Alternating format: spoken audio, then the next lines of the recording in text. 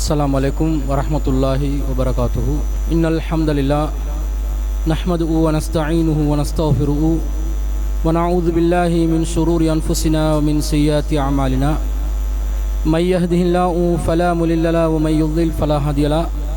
وأشهد أن لا إله إلا الله وحده لا شريك له وأشهد أن محمدا عبده ورسوله أما بعد. அகிலத்தை படைத்து பரிபாலிக்கக்கூடிய எல்லாம் வல்ல அல்லாஹ்வுக்கே புகழ் அனைத்தும். அல்லாஹ்வின் சத்திய தூதர் எம் உயிரிலும் மேலான கண்மணி நாயகம் ஸல்லல்லாஹு அலைஹி வஸல்லம் அவர்கள் மீதும் அன்னவர்களை பின்பற்றி வாழக்கூடிய அனைத்து முஸ்லிம்கள் மீதும் எல்லாம் வல்ல அல்லாஹ்வின் கருணையும் சாந்தியும் என்னென்னும் நிலட்டுமாக. அன்பிற்குரிய அல்லாஹ்வின் நல்லடியார்களே, புனிதமிக்க ஜும்மாவின் கடமையை நிறைவேற்றுவதற்காக நாம் அனைவரும் இந்த இடத்திலே ஒன்று கொள்மிருக்கிறோம்.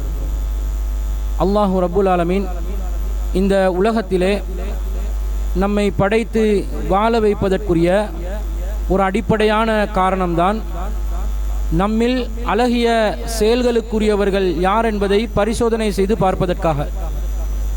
இந்த நோக்கத்திலே நாம் வெற்றியாளர்களாக இருக்க வேண்டும் என்பதற்காகவும் அல்லாஹ்வுடைய மறுமையின் விசாரணை மிகவும் நீதமானதாக அமைய வேண்டும் என்பதற்காகவும் அல்லாஹு ரப்புல் ஆலமீன் மறுமையிலே அல்லாஹ் விசாரிக்கின்ற நேரத்தில் ஒரு விசேடமான ஏற்பாட்டை அல்லாஹ் செய்கிறான். பொதுவாக இந்த உலகம் முழுவதும் அழிக்கப்பட்ட பிறகு, முழு பிரபஞ்சமும் அழிக்கப்பட்ட பிறகு மனிதர்கள் மீண்டும் எழுப்பப்படுகின்ற நேரத்திலே இந்த உலக வாழ்க்கையிலே ஒவ்வொரு மனிதனும் எப்படி வாழ்ந்தான் என்பதை பற்றி விசாரணை நடத்தப்படும் என்பதை நாம் அனைவரும் ஏற்றுக்கொண்டிருக்கிறோம். இந்த விசாரணையை பொறுத்தவரையில் அல்லாஹ்வுடைய முழுமையான அதிகாரத்திலே, அல்லாஹ் விரும்பிய விதத்திலே, அல்லாஹ் தன்னுடைய ஆற்றலை அதிகாரத்தை பயன்படுத்தி இதை நடத்தலாம். அவனுக்கு எதிராக கேள்வி எழுப்பதற்கு எவனும் சக்தி பெற்றவனாக அந்த நேரத்திலே இருக்க மாட்டான். என்றாலும் அல்லாஹு ரப்புல் ஆலமீன் ஒரு நீதியாளன் என்பதை உறுதிப்படுத்தும் விதத்தில் அல்லாஹ்வுடைய எல்லா நடவடிக்கைகளும் மிகவும் பரிசுத்தமான முறையில்தான் அமையும் என்பதை நிறுவும் விதத்தில் அல்லாஹ் மறுமையிலே விசாரணை நடத்துகின்ற நேரத்தில் இந்த உலகத்திலே சாட்சிகளாக சில பேரை அல்லாஹ் ஏற்படுத்தி, சில பொருட்களை ஏற்படுத்தி அந்த சாட்சிகளை மறுமையிலே கொண்டு வந்துதான் அல்லாஹ் விசாரணையை நடத்துகின்றான். அல்லாஹ்வை பொறுத்தவரையில் அல்லாஹ் ஒன்றை சொன்னால் அவன் உண்மையை மாத்திரம்தான் சொல்வான். ஆனாலும் மனிதர்கள் கோடான கோடி மக்கள் ஆதம் அலைஹிஸ்ஸலாத்துடைய காலத்திலிருந்து உலக முடிவு அழிவு பெறும் நாள் வரைக்கும் வாழ்ந்த அனைத்து மக்களையும் ஒன்று திரட்டுகின்ற அந்த மஹ்ஷருடைய நிலையில் அல்லாஹு ரப்புல் ஆலமீன் சாட்சியங்களை ஏற்படுத்தி விசாரணையை நடத்துகின்றான். எதற்காக?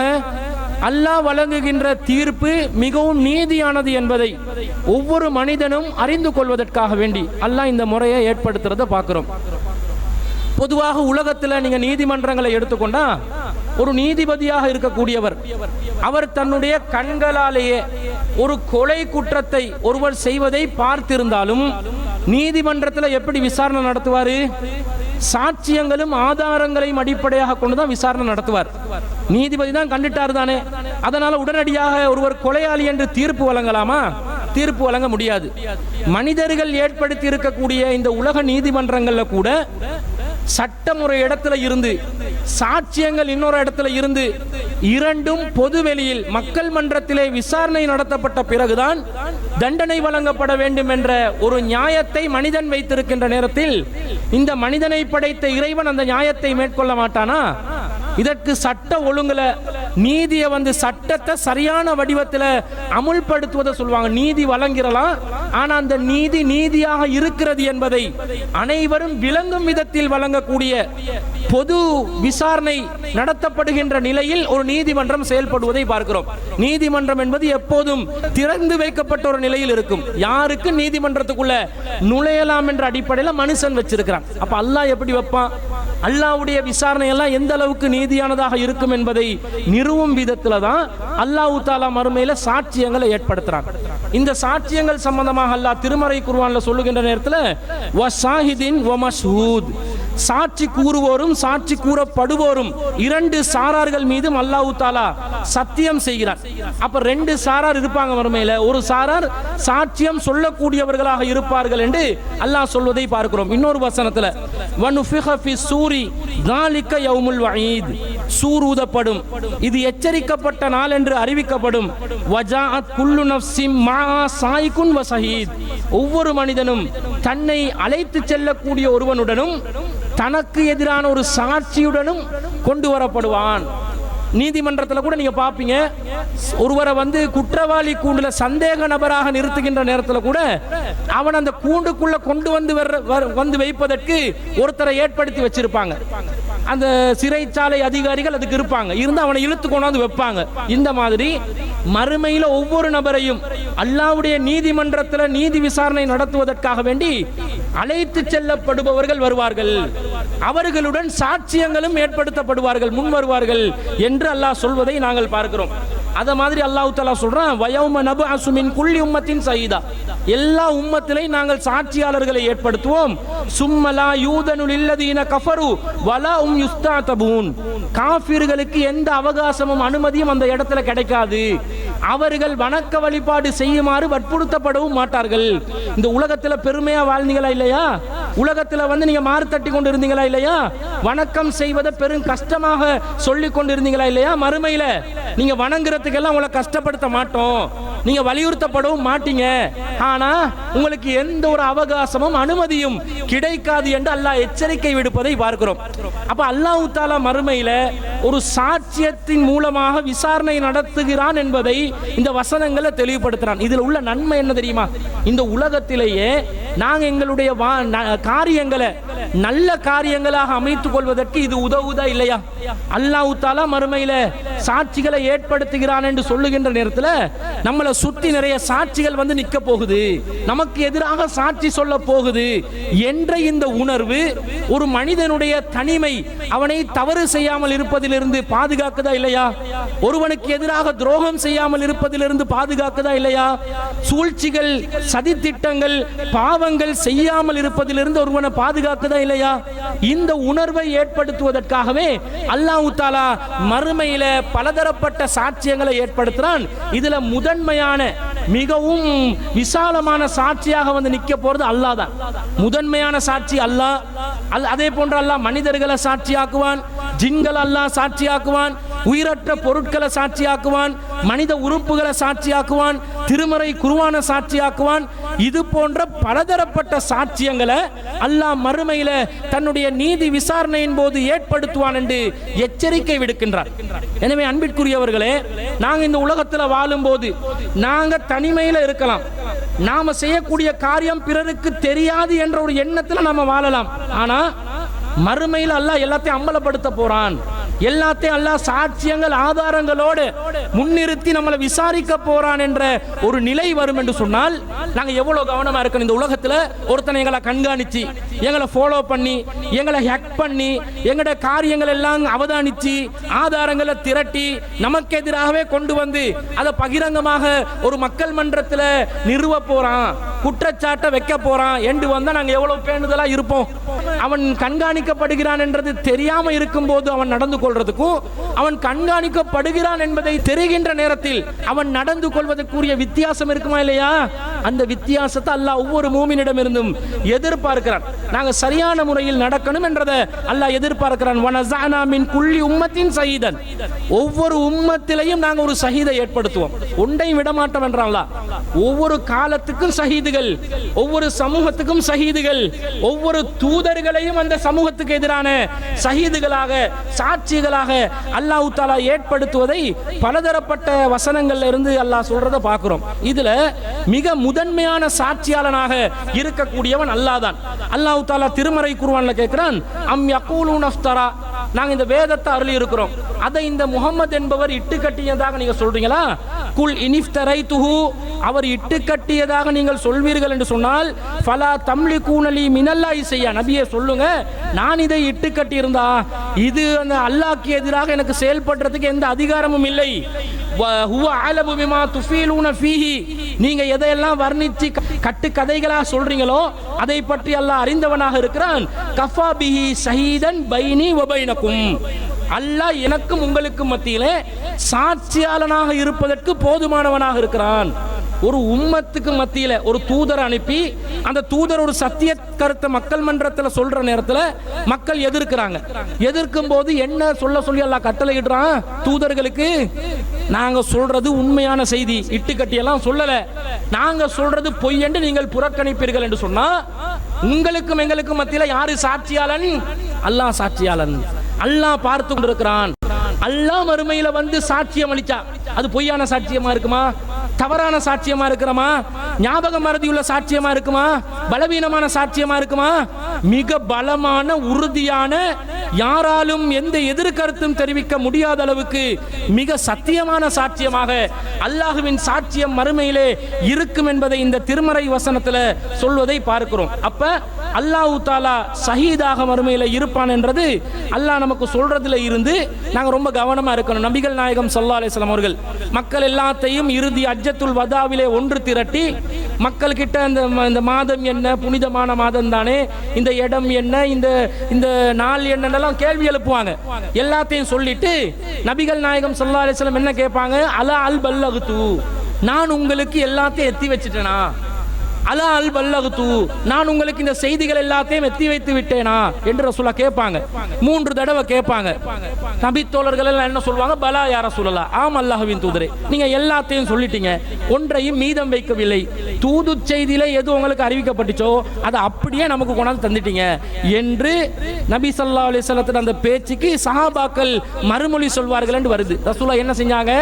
அல்லாஹும்ம அஷ்ஹத், ஆட்காட்டி விரல மக்களை நோக்கியும் வானத்தை நோக்கியும் உயர்த்தி, அல்லாஹும்ம அஷ்ஹத், இறைவா இதற்கு நீ சாட்சியாக இரு. என்னுடைய சமூகத்தில் யாரும் மறுமையில வந்து இந்த முஹம்மது என்ற தூதர் எங்களுக்கு சரியாக மார்க்கத்தை கற்றுத்தரவில்லை என்று எனக்கு எதிராக புகார் செய்ய முடியாது தான் அர்த்தம். எனக்கு எதிராக நான் எதையாவது மறைச்சிட்டேன் அல்லது குறைச்சிட்டேன் அல்லது வளைச்சிட்டேன் என்று யாரும் எனக்கு எதிராக புகார் செய்ய முடியாத அளவுக்கு நான் அனைத்தையும் எத்தி வைத்து விட்டேன் என்பதற்கு அல்லாஹ்வே நீ சாட்சியாயிரு என்று மறுமையில அல்லாஹ்வை சாட்சியாக்கக்கூடிய விதத்துல நபிகள் நாயகம் ஸல்லல்லாஹு அலைஹி வஸல்லம் அவங்க சொல்லி இருப்பதை பார்க்கிறோம். அப்ப அல்லாஹ் தஆலா சாட்சியா இருப்பான் என்றது விளங்குது. அது மாத்திரமா, நமக்கு சாட்சியாளர்களாக அல்லாஹ் யாரை ஏற்படுத்துறான் என்று சொன்னா அடுத்ததாக வானவர்கள் வந்து நிற்பாங்க. மலக்குமார்கள் நம்முடைய பணிகளை எல்லாத்தையும் கண்காணிச்சுட்டு இருக்கிறாங்க. எங்களை சுத்தி ஒட்டுமொத்த ஒரு நிர்வாகமே நடக்குது. நாங்க தனி ஆளுன்னு நினைச்சிட்டு இருப்போம். தனிமையில நாங்க இருந்தா நாங்க ஒரு தனி ஆளு தான், நம்மளோட வேற யாரும் இல்ல, அல்லாஹ் பார்த்து கொண்டிருக்கிறான் என்ற எண்ணம் மறந்துடும் நம்முடைய உள்ளத்துல. அல்லாஹ் எப்படியெல்லாம் செட்டப் பண்றான்டா அல்லாஹ்வும் பார்த்துட்டு இருக்கிறான். அடுத்ததா யாரு நம்மளை சுத்தி இருக்கிறாங்க? வானவர்கள் இருப்பார்கள். வஇன்ன அலைக்கும் லஹாஃபிலீன், உங்கள் மீது கிராமன் காத்திபீன், மரியாதைக்குரிய எழுத்தாளர்கள் உங்களை கண்காணித்துக் கொண்டிருக்கிறார்கள். யஅலமூன மா தஃஅலூன், நீங்கள் செய்கின்ற காரியங்களை அவர்கள் அறிவார்கள். எண்ணுறது தெரியாது, மனசால நினைக்கிறது தெரியாது வானவர்களுக்கு, ஆனா எங்கட செயற்பாடுகள் எல்லாத்தையும் அவர்கள் அறிகிறார்கள் என்று அல்லாஹ் குர்ஆன்ல சொல்றதை பார்க்கிறோம். அதே மாதிரி இன்னொரு வசனத்தில் அல்லாஹ் சொல்றான், இன்ன ருசுலனா யக்துபூன மா தம்குரூன், காஃபிர்கள் சூழ்ச்சி செய்கிறார்களே அந்த சூழ்ச்சிகளை எல்லாத்தையும் நம்முடைய தூதர்கள் பதிவு செய்து கொண்டிருக்கிறார்கள். முஸ்லிம்களை அல்லாஹ் கண்காணிக்கிறான், காஃபிர்களை அல்லாஹ் கண்காணிக்கிறான், வானவர்கள் பதிவு செய்து கொண்டிருக்கிறார்கள் என்ற செய்தியை அல்லாஹ் சொல்றான். இன்னொரு வசனத்துல, இது யதலக்கல் முத்தலக்கியானி அனில் யமீனி வ அனிஸ் ஷிமாலி கஈத், வலது புறத்திலும் இடது புறத்திலும் இரண்டு எழுத்தாளர்கள் எழுதி கொண்டிருப்பார்கள். மா யல்ஃபிலு மின் கௌலின் இல்லா லதைஹி ரகீபுன் அதீத், அவங்க என்ன சொல்லை சொன்னாலும், மனசுல நினைக்கிறதெல்லாம் அவங்க எழுத மாட்டாங்க, ஆனா என்ன சொல்லை சொன்னாலும் கண்காணித்து கொண்டு நீதியாக எழுதக்கூடிய எழுத்தாளர்கள் அதை பதிவு செய்து கொண்டிருக்கிறார்கள் என்று அல்லாஹ் சொல்றான். இப்ப வானவர்கள் வலது புறத்திலையும் இடது புறத்திலையும் இருந்து நம்மளை கண்காணிச்சுட்டு நாங்க செய்யற ஒவ்வொரு செயற்பாட்டையும் எழுதி கொண்டு இருக்கிறானா இல்லையா? அப்ப எவ்வளவு கவனமா இருக்கணும். நீங்க தனிமையில இருக்கிறீங்கன்னு அர்த்தமா? உங்களோட பக்கத்துல 2 வானவர்கள் குறைந்தபட்சம் இருக்கிறார்களா இல்லையா? அப்ப அந்த கண்காணிப்பு எந்த அளவுக்கு நடக்குது? இவங்க மறுமையில வந்து சாட்சிகளாக வந்து நிற்பார்கள் என்ற அந்த எண்ணம், நம்பிக்கை நம்முடைய உள்ளத்துல ஆழமாக பதிய வேண்டும் என்பதை நாங்க விளங்கிக் கொள்ளணும். அப்ப நபிகள் நாயகம் ஸல்லல்லாஹு அலைஹி வஸல்லம் அவர்கள் இதைத்தான் நமக்கு பல விதத்தில் வலியுறுத்துறாங்க. ஒருவன் மறுமையிலே விசாரணைக்காக அழைத்து வரப்படுவான். அவனுக்கு எதிராக கிட்டத்தட்ட 99 ஏடுகள் கொண்டு வந்து நிறுத்தப்படும். ரசூலா சொல்றாங்க, பயன்சுரு அலைஹி, அவனுக்கு எதிராக விரிக்கப்படும் 99 சிஜில்லன், 99 ஏடுகள் அவனுக்கு எதிராக விரிக்கப்படும். அவன் வந்து பயந்துருவான். எல்லாத்தையுமே இந்த ஏடுகள்ல பதிவு செய்யப்பட்டிருக்கும். மலக்குமார்கள் கண்காணிக்கிறாங்களா? அடுத்தது அந்த மலக்குமார்கள் பதிவு செய்த ஏடுகள் இருக்குதே, அதுகள் இருக்கும். வந்து அந்த ஏடுகளை பார்த்தோன்னே இவன் கதி கலங்கிடுவான். நம்மட கதை முடிஞ்சிருச்சு, நமக்கு என்னமே தப்பிக்கிறதுக்கு வழி கிடைக்காது. அவன் வந்து பயந்து கொண்டு இருப்பான். அதே நேரத்தில் இன்னொரு சிறிய ஏடு இருக்கும். அல்லாஹ்வுடைய இந்த விசாரணையில அந்த 99 ஏடுகளையும் அல்லாஹ் தஆலா ஒரு தட்டிலையும் சிறிய ஒரு ஏட்டை இன்னொரு தட்டிலையும் வச்சா அந்த சிறிய ஏடு ரொம்ப கனமானதாக இருக்கும் என்று நபிகள் நாயகம் ஸல்லல்லாஹு அலைஹி வஸல்லம் சொல்றாங்க. ஏன் தெரியுமா? அந்த சிறிய ஏட்ல இவன் அஷ்ஹது அல்லா இலாஹ இல்லல்லாஹ் வ அஷ்ஹது அன்ன முஹம்மதர் ரசூலுல்லாஹ் என்று சொல்லி இருக்கிறான். கலிமாவை சாட்சியம் சொல்லி இருக்கிறான். இந்த உலகத்தில் இவன் அல்லாஹ்க்கு சாட்சியம் சொன்னதனால அல்லாஹ் தஆலா அதை பலமாக்கி அவனுடைய தவறுகள் எழுதப்பட்ட பட்டியல்கள் எல்லாத்தையும் பலவீனமாக்கி அந்த ஏடுகளுடைய கனத்தை குறைச்சி அல்லாஹ் அந்த கலிமாவுடைய கொள்கையின் முழக்கத்துடைய அந்த ஏட்டை பலமானதாக ஆக்குகிறான் என்ற செய்தியை பார்க்கிறோம். இதுல இருந்து என்ன விளங்குது?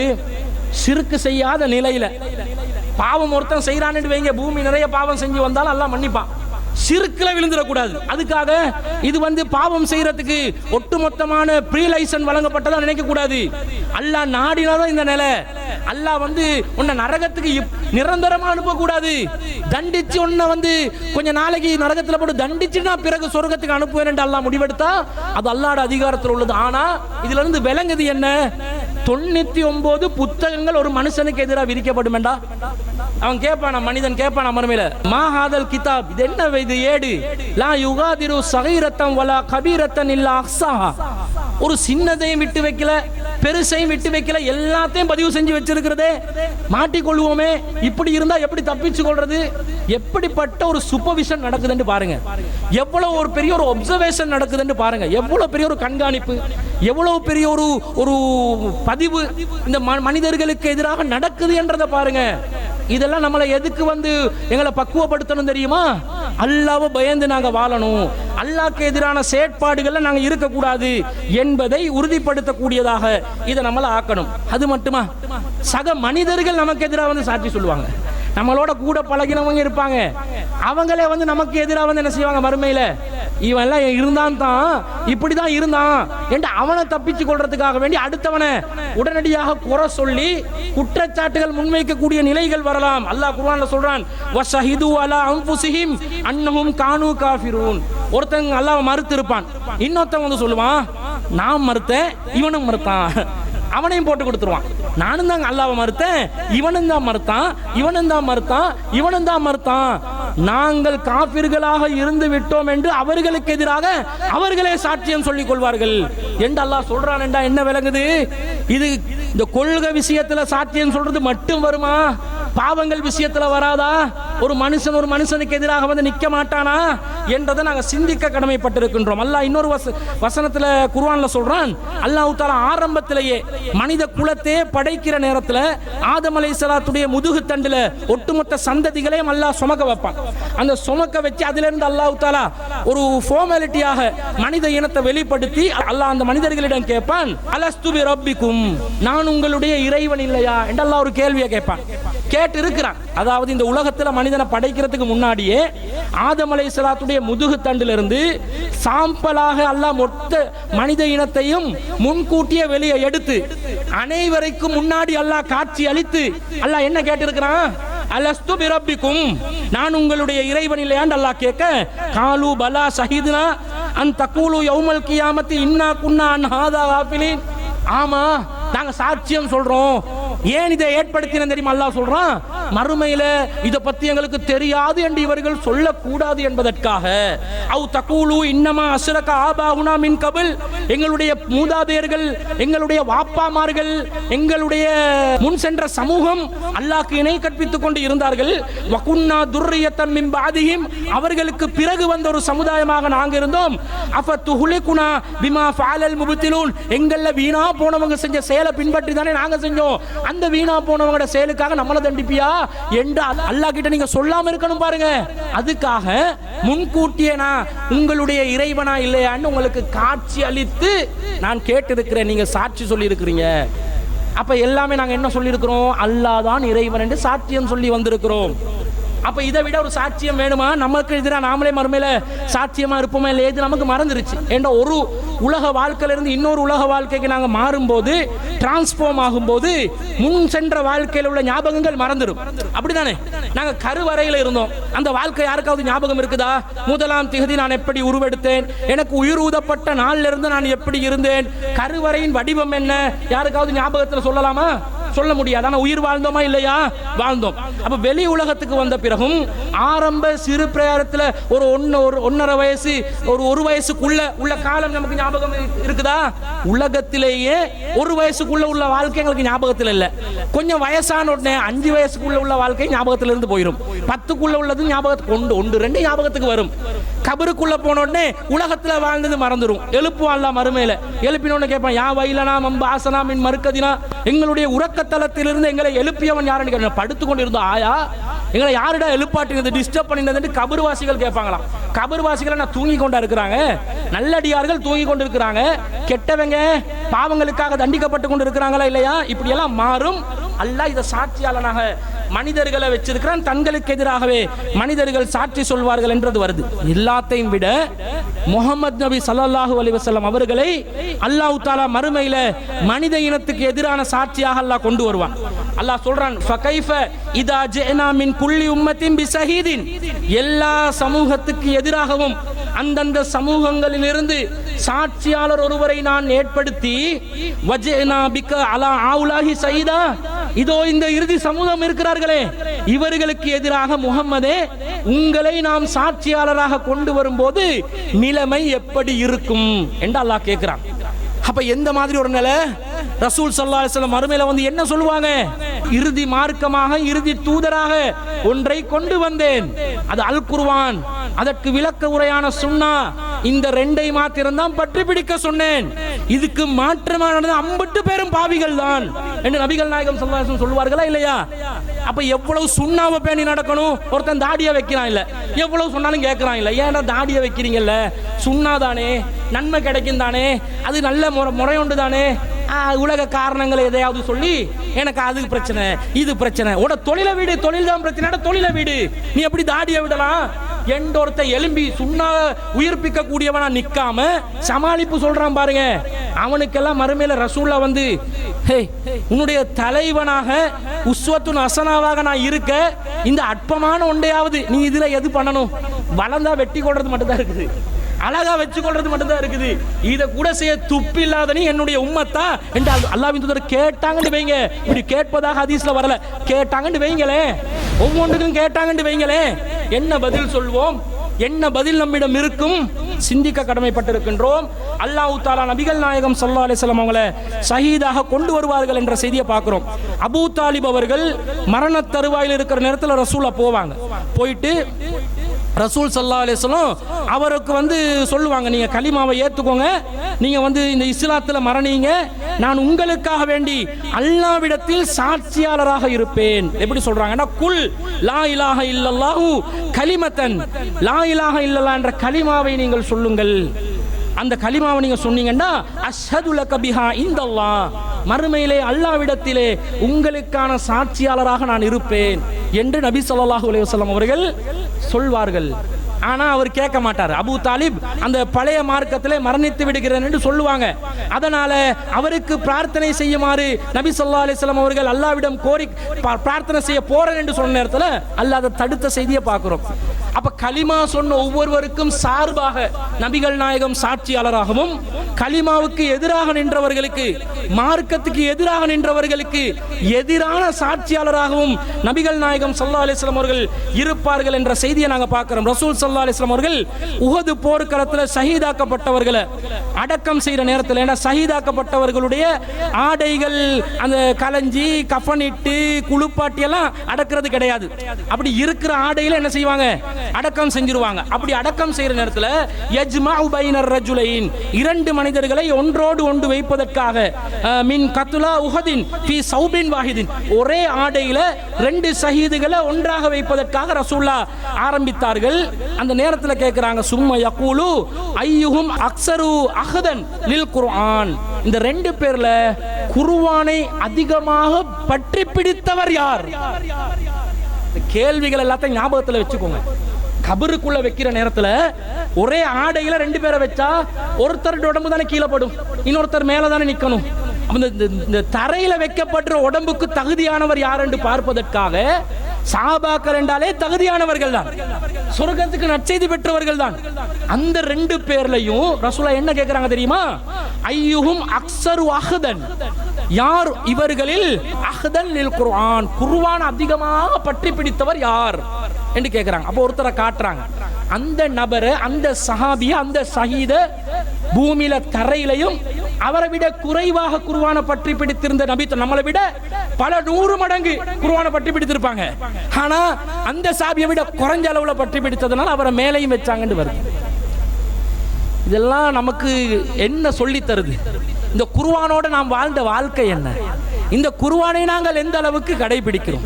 இந்த குர்ஆனோடு எந்த அளவுக்கு தொடர்புள்ளவர்களாக இருக்கிறோம்? அதிகமாக குர்ஆனை பற்றி பிடித்தவர் யார் என்று கேட்டு ரசூல் ஸல்லல்லாஹு அலைஹி வஸல்லம் அவர்கள் ஒருவரை வச்சதாக நாங்க பார்க்கிறோம். கபர்ல குர்ஆன்ல அல்லாஹ் சொல்றான், இன்ன குர்ஆனல் ஃபஜ்ரி கான மஷூதா, நீங்க ஃபஜர் நேரத்தில் ஓதுற குர்ஆன் இருக்குதே அது மறுமையில உங்களுக்கு சாட்சியம் அளிக்கும் என்று அல்லாஹ் தஆலா குர்ஆன்ல சொல்றான். குர்ஆன் நாங்க தொழுகையில ஓதுவோம், ஆனா ஃபஜ்ர்ல சுபஹ்ல ஓதுற குர்ஆன் இருக்குதே அதுக்கு தனித்துவமான ஒரு இடம் இருக்குது.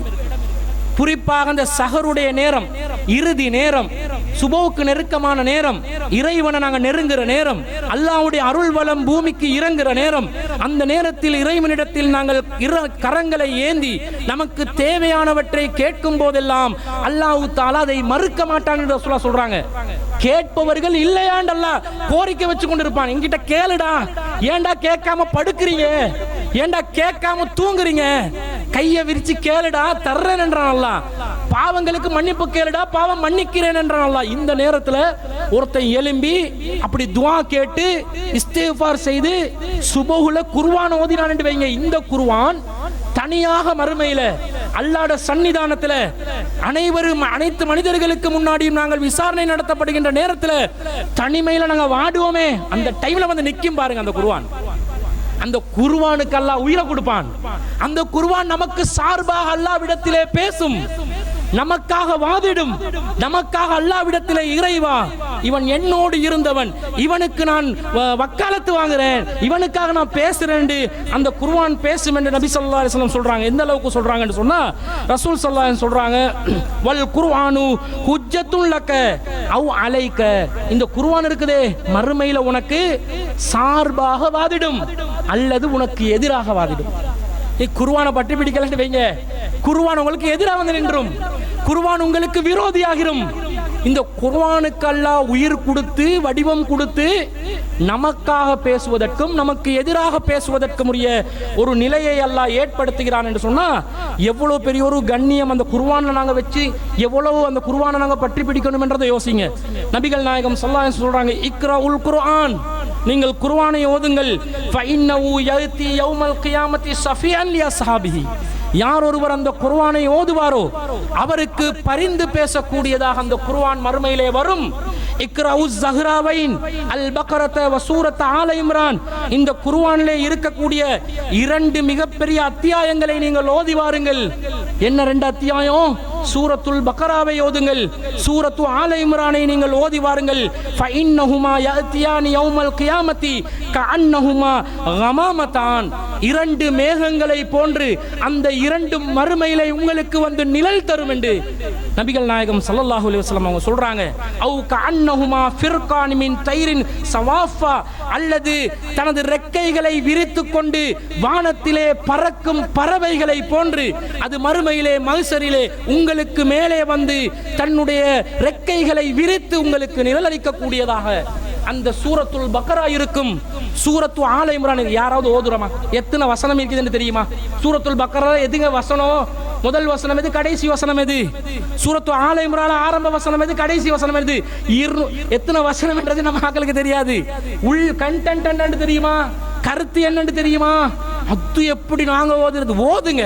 இதெல்லாம் தேவை மறுமையில அல்லாஹ்விடத்திலே நெருக்கத்தை ஏற்படுத்திக் கொள்வதற்காக தேவைப்படும் விஷயமாக இருக்கிறது. இது மாத்திரமா? மறுமையிலே அல்லாஹ் தஆலா நமக்கு எதிராக நடத்துகின்ற விசாரணையிலே நாம் வெற்றி பெற வேண்டும் என்றால் இந்த உலகத்தில் நாங்கள் ஒரு பேணுதலான வாழ்க்கையை வாழணும் என்றதுக்குரிய ஒரு எடுத்துக்காட்டாக அல்லாஹ் மறுமையில எப்படிப்பட்ட சாட்சியங்கள் எல்லாம் கொண்டு வருவான் என்றதை பட்டியல் போடுறான். அதுல மிக முக்கியமான ஒன்று தான் ரசூல் ஸல்லல்லாஹு அலைஹி வஸல்லம் இப்படி கேட்டதாக ஒரு சஹாபி சொல்றாரு. நீங்க வந்து ஒரு பள்ளத்தாக்குலையோ அல்லது மக்கள் நடமாட்டம் இல்லாத ஒரு பாலைவனத்திலேயோ தனியாக நீங்கள் தொழுவீர்கள் என்று சொன்னா ஃபர்ஃபா சௌதக பின்னிதாஇ, நீங்கள் அதான் சொல்வதற்காக உங்களுடைய குரல்களை அதிகமாக எழுப்புங்கள். சத்தமா நீங்க அதான் சொல்லுங்க. அதான வந்து ஸ்லோவா சொல்லிடக்கூடாதான். தனிமையில் இருக்கிறீங்க, நீங்க ஒரு பாலைவனத்தில் இருக்கிறீங்க, ஒரு பள்ளத்தாக்குல இருக்கிறீங்க, யாருமே இல்லை. ஆனா நீங்க என்ன பண்ணணும்? தொழுகைக்குரிய நேரம் வந்தா உங்களுடைய அதான வந்து சத்தமா நீங்க சொல்லுங்க. ஃபைன்னஹு லா யஸ்மஉ மத சௌத்தில் முஅத்தினி ஜின்னுன் வலா இன்சுன் வலா ஷைஉன்.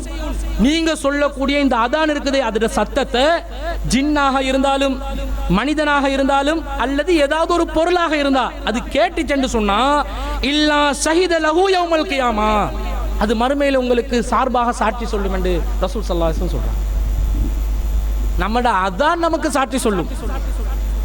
இந்த பள்ளிவாசல் நடத்துறோம், தொழுகைக்கு மக்கள் யாராவது வந்து நான் அதான்ல முந்தி கொள்றேன் எப்பயாவது நாங்க செஞ்சதுண்டா? அதுக்காக நாங்க போட்டி போட்டதுண்டா? ரசூலுல்லாஹ் சொல்றாங்க இந்த அதான் சொல்றதுல உள்ள நன்மை உங்களுக்கு தெரியும் என்று சொன்னா ஆளாளுக்கு சீட்டு குலுக்கி கொள்வீங்க. நான் தான் சொல்லணும், இன்னைக்கு நான் தான் லுகருக்கு அதான் சொல்லணும், நான் தான் அசருக்கு அதான் சொல்லணும். நம்ம மக்கள் பள்ளிவாசலுக்கே வக்துக்கு வந்திருப்பாங்க, பாங்குக்குரிய நேரம் வந்திருக்கும், பள்ளியில ஒரு முஅத்தினை ஆல்ரெடி ஏற்படுத்தி வச்சிருப்போம். அவரை பாங்கு சொல்லுங்களே, கொஞ்சம் பாங்கு சொல்லுங்களே, அனுப்பி வைக்கிறான். சோம்பேறி பயல்கள் எவ்வளவு நன்மை அடையலாம், எவ்வளவு பெரிய ஒரு ஷஹீதாக அந்த அதான கேட்ட மனிதர் ஜின்கள் வந்து நிற்பாங்களா. நம்மளை வந்து நமக்கு ஜின்கள் விளங்காது, ஜின்களுக்கு நம்மளை விளங்கும். ஜின்கள் நம்மளை பார்த்து கொண்டு இருக்கிறாங்க, நாங்க நடமாடுற இடங்கள் அவங்க நடமாட மாட்டாங்க. ஆனா நம்மளை பார்க்கக்கூடிய சக்தி அவங்களுக்கு இருக்குது, அவங்கள பார்க்கக்கூடிய சக்தி நமக்கு இல்லை. அப்ப நாங்க தனிமையில மக்கள் நடமாட்டம் இல்லாத ஒரு பாலைவனத்தை பத்தி தான் சொல்ல பேசுறாங்க. அந்த மாதிரி இடங்கள்ல ஒரு ஓர பகுதியில மனிதர்கள் இல்லாத இடத்துல ஜின்கள் கூட அவங்களோட வசிப்பிடத்தை வச்சு கொண்டு இருக்கலாம். நீங்க சத்தமா பாங்கு சொல்லி அது ஒரு ஜின்னுடைய காதுக்கு கேட்டு அந்த ஜின்னும் தொழுகைக்கு ஆயத்தமா வச்சுட்டு வைங்க அவங்களோட சமூகத்துல. அது மறுமையில சொல்லும், இறைவா இந்த மனிதன் இந்த நேரத்துல பாங்கு சொன்னான், நான் கேட்டேன். எவ்வளவு பெரிய பாக்கியங்கள் என்று பாருங்க. இதை பார்க்கிறோம். இது மாத்திரம் அன்பிற்குரியவர்களே, மறுமையில நாங்க எங்களுக்கான சாட்சிகளாக என்னென்னலாம் வந்து நிக்குதுன்னு பாருங்க. நம்முடைய உடல் உறுப்புகள் வந்து நமக்கு சாட்சி சொல்லும். உடல் உறுப்புகள் அல்லாஹ் தஆலா குர்ஆன்ல சொல்றான், அல் யௌம நஹ்திமு அலா அஃப்வாஹிம் வ துகல்லிமுனா ஐதீஹிம். வல வல வல வலன்னு பேசுவானே அந்த வாயை வந்து அன்றைய நாளில் நாம் முத்திரையிடுவோம், அதை சீல் பண்ணிடுவோம். வத்து கல்லிமுனா ஐதீஹிம், அவர்களுடைய கரங்கள் நம்மோடு பேசும். வதஷ்ஹது அர்ஜுலுஹும், கால்கள் சாட்சி சொல்லும். பிமா கானு யக்ஸிபூன், அவங்க என்னென்ன பாடுபட்டாங்களோ அது சம்பந்தமாக எல்லா சாட்சிகளும் கால்கள் சொல்லும். நம்மளோட உறுப்புகள் சாட்சியம் சொல்லக்கூடிய ஒரு நிலையை அல்லாஹ் தஆலா ஏற்படுத்தி வச்சிருக்கிறத பார்க்கிறோம். அதே மாதிரி அல்லாஹ் இன்னொரு வசனத்துல யௌம தஷ்ஹது அலைஹிம் அல்சினத்துஹும் வ ஐதீஹிம் வ அர்ஜுலுஹும் பிமா கானு யஅமலூன், அவங்க அந்த நாள்ல அவங்களோட நாவுகள், அவர்களுடைய கரங்கள், அவர்களுடைய கால்கள் எல்லாமே அவங்க செஞ்சது சம்பந்தமாக சாட்சியம் சொல்லும். இப்ப நானே தனிமையிலிருந்து இந்த உலகத்தில் ஒரு பாவம் செய்யறதா இருந்தா நம்ம பாவத்துக்காக பயன்படுத்தி கொள்ளக்கூடிய நம்முடைய உடல் உறுப்புகள் இருக்குதே, அது என்ன செய்யும் தெரியுமா? ஓண்ட கட்டுப்பாட்டில் இப்ப நான் இருக்கிறேன், நீ இந்த அசிங்கத்துக்கு என்ன பயன்படுத்துறாய், இந்த அநியாயத்துக்கு என்ன பயன்படுத்துறாய், இந்த அனாச்சாரத்துக்கு என்ன பயன்படுத்துறாய், இந்த பாவத்துக்கு என்ன பயன்படுத்துறாய். இரி ஒன்ன பிடிக்கிற மறுமையில, இரி ஒன்ன மறுமையில ஒரு கை பார்க்கிறேன். மறுமையில் அல்லாஹ் பேச வைப்பான் தானே, என்ன பேச வைப்பான் தானே. அந்த நேரத்தில் நான் உன்னை பார்த்து கொள்றேன் அந்த உடல் உறுப்புகள் எல்லாம் பேசுற ஒரு நிலை ஏற்படுமே. அப்ப யோசிக்க கூடாதா? இந்த உலகத்தில் அல்லாஹ் தஆலா அதுதாங்க சொல்றான். யாரு நல்லடியார்கள் தெரியுமா? இன்னமா துந்திரு மனித்தபா திக்ர. நபியே, நீங்க உங்களோட எச்சரிக்கைகள் யாருக்கு பயனளிக்கும் தெரியுமா? மனித்தபா திக்ர. இந்த திக்ர அறிவுரைகளை, குர்ஆனை சுன்னாவை யாரு பற்றி பிடிக்கிறார்களோ அவர்களுக்கு பயனளிக்கும். வஹசியர் ரஹ்மான பில் கைபி. அளவற்ற அருளாளனை தனிமையில் யார் அஞ்சுகிறானோ அவனுக்கு அது பயனளிக்கும்.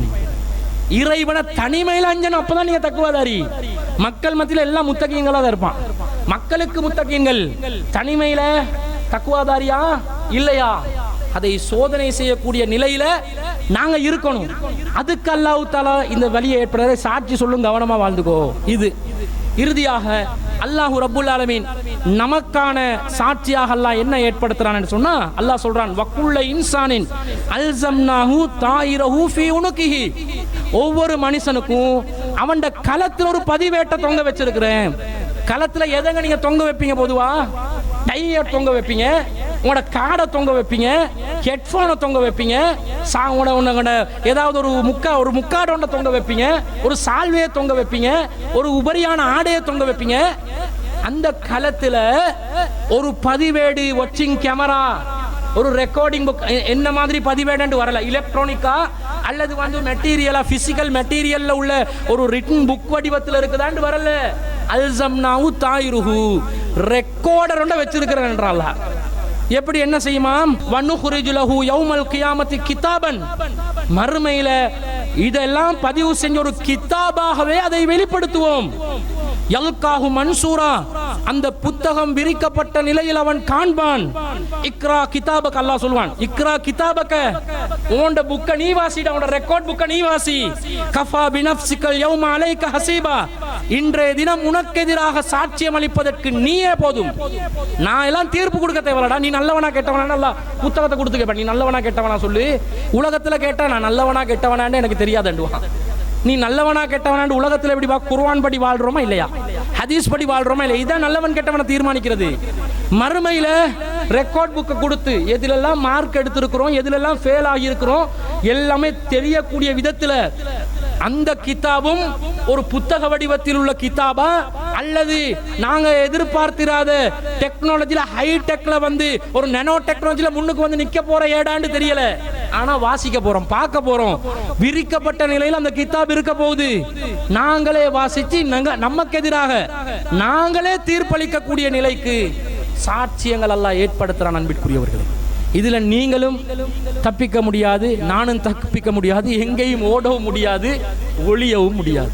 அல்லாஹ்வுடைய சன்னிதானத்தில் நீதியான அரசனுக்கு முன்னால் அனைவரும் விசாரிக்கப்படுகின்ற அந்த நாளுக்கு பயந்து, அல்லாஹ்வுடைய தண்டனைகளுக்கு அஞ்சி, அல்லாஹ் தண்டனையாக வழங்கவிருக்கின்ற அந்த நரக நெருப்பை அஞ்சி நாங்கள் பரிசுத்தமான ஒரு வாழ்க்கையை இந்த உலக வாழ்க்கையிலே நமக்கு உரியதாக ஆக்கிக் கொள்ள வேண்டும். அந்த பரிசுத்தமான வாழ்க்கை திருக்குர்ஆனில் இருக்கிறது, நபிகளாரின் சுன்னாவில் இருக்கிறது. அந்த இரண்டில் ஒரு மனிதன் மனிதனாக வாழ்வதற்கு என்ன வழிகாட்டப்பட்டிருக்கிறதோ அவற்றை நாங்கள் பற்றி பிடித்து நம்முடைய வாழ்க்கையில அவற்றை நாம் கடைபிடித்து வாழ்ந்தோம் என்றால் ரொம்ப மண்டையை போட்டு அலட்டி கொள்ள வேண்டிய அவசியமும் இல்லை. அல்லாஹ்க்கு அஞ்சியவர்களாக நாங்கள் வாழ்ந்து மௌத்தா போனோம் என்று அர்த்தம். அந்த நிலையில வாழ்ந்து மரணிப்பதற்கு வல்ல ரஹ்மான் நம் அனைவருக்கும் அருள் புரிவானாக என்று கூறிக்கொண்டு விடை பெறுகிறேன். வாஹிரு தாவானா அல்ஹம்துலில்லாஹி ரப்பில் ஆலமீன்.